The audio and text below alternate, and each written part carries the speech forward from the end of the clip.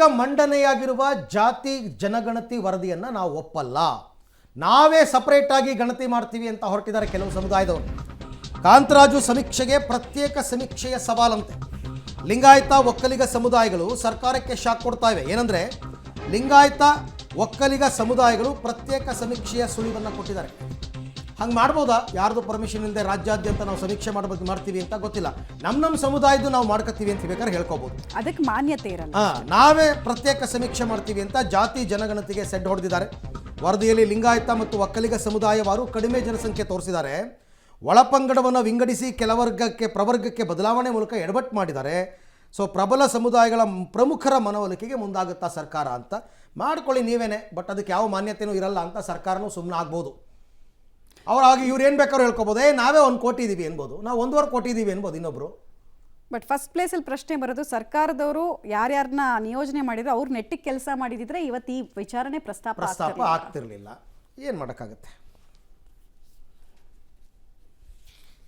ಜಾತಿ ಗಣತಿಯ ಮೂಲ ದಾಖಲೆ ಬಗ್ಗೆ ಆಗಾಗ ಅನುಮಾನಗಳು ವ್ಯಕ್ತ ಆಗ್ತದೆ. ಯಾವ ದಾಖಲೆಗಳು ಸಂಶಯಾತೀತವಾಗಿರಬೇಕಾಗಿತ್ತೋ ಸಂಶಯಕ್ಕೆ ಕಾರಣ ಆಗ್ತಾ ಇದೆ ಇದೇ ವಿಚಾರ. ಜಾತಿ ಗಣತಿಯ ಬಗ್ಗೆ ಶುರುವಾಗಿದೆ ವ್ಯಾಪಕ ಗೊಂದಲ. ಏನೇನು ಅಂತ ಹೇಳ್ತೀವಿ ನಿಮಗೆ. ಸರ್ಕಾರದ ಬಳಿ ಮೂಲ ದಾಖಲಾತಿ ನಿಜವಾಗ್ಲೂ ಇದೆಯಾ? ಇದೆ ಅಂತ ಸರ್ಕಾರ ಹೇಳ್ತಾ ಇದೆ. ಜಯಪ್ರಕಾಶ್ ಹೆಗಡೆ ಅವರು ಅದನ್ನು ಹೇಳಿದ್ರು. ಮೂಲ ಪ್ರತಿ ಇಲ್ಲದ ಜಾತಿ ಗಣತಿ ಇದು ಅನ್ನೋದು ಪ್ರತಿಪಕ್ಷದ ಆರೋಪ. ಹೌದೌದು, ಸೈನ್ ಇರಲಿಲ್ಲ ಅನ್ನೋದು ಒಂದು ಇಶ್ಯೂ ಆಗಿತ್ತು. ಕಾಂತರಾಜ್ ಅವರು ಸೈನ್ ಇರಲಿಲ್ಲ ಅಂತ. ಎರಡನೇದು ಬಂದ್ಬಿಟ್ಟು ಮೂಲ ದಾಖಲೆಗಳ ಬದಲಾಗಿ ಒಂದು ಜಸ್ಟ್ ಒಂದು ಕಾಪಿ ಇಟ್ಕೊಂಡು ಇವ್ರು ಅಪ್ಡೇಟ್ ಮಾಡಿದ್ದಾರೆ. ಕಾಪಿ ಇಟ್ಕೊಂಡು ಹೆಂಗೆ ಅಪ್ಡೇಟ್ ಮಾಡಕ್ ಬರುತ್ತೆ ಅನ್ನೋದು ಒಂದು ಪ್ರಶ್ನೆ ಆಗಿತ್ತು. ಆಮೇಲೆ ಲೆಟರ್ ಎಲ್ಲ ಬರ್ದಿದ್ರು ಅಂತೆಲ್ಲ.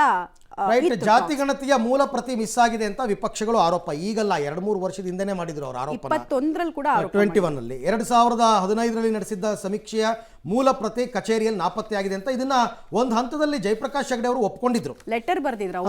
ಮನೆ ಮನೆಗೆ ತೆರಳಿ ಸಂಗ್ರಹ ಮಾಡಿದ್ದ ವರದಿ ನಾಪತ್ತೆಯಾಗಿದೆ. ಅದೇ ಇಲ್ದೇನೆ ಜೆರಾಕ್ಸ್ ಕಾಪಿ ಇಟ್ಕೊಂಡು ನಾವು ಫೈನಲ್ ಮಾಡೋಕ್ಕಾಗಲ್ಲ. ಮೂಲ ಪ್ರತಿ ಇಲ್ಲದೆ ವರದಿ ತಯಾರಿಕೆ ನಂಬೋದು ಹೆಂಗೆ?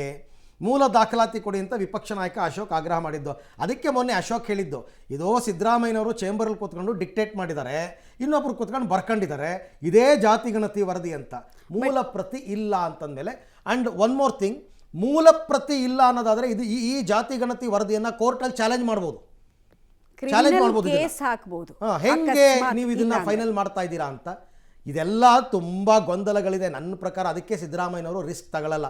ಅವ್ರ ಮೇಲೆ ಪ್ರೆಷರ್ ಇತ್ತು, ನೀವು ಕೋಟ್ಯಾಂತರ ರೂಪಾಯಿ ಖರ್ಚು ಮಾಡಿಬಿಟ್ಟು ಜಾತಿ ಗಣತಿ ಮಾಡಿಸಿದ್ರಲ್ಲಪ್ಪ, ಅದನ್ನು ಮಂಡನೆ ಮಾಡಿ ಅಂತ ಮಾಡಿದ್ದಾರೆ, ಮಿಕ್ಕಿದ್ದೆಲ್ಲ ನಿಮಗೆ ಬಿಟ್ಟಿದ್ದು ಅಂತ ಪರಿಸ್ಥಿತಿ.